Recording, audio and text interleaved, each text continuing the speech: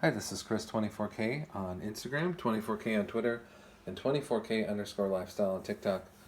I'm excited to showcase this Aohi MagCube 20,000 milliamp power delivery 65 watt 2-port battery.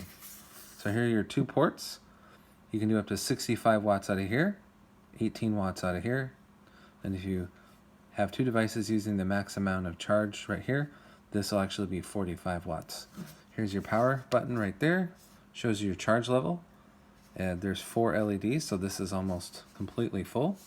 20,000 milliamp battery that size is pretty nice. It's quite small. Here's a charging cable that it comes with, USB-C to USB-C, right there. So you can do USB-A charging right there.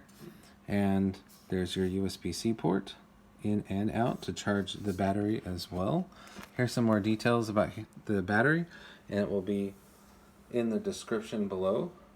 Go ahead and check that out. Here's some more description. You can pause at any time to take a look. Alright. It's a quite small battery. You can fit it in the hand right there.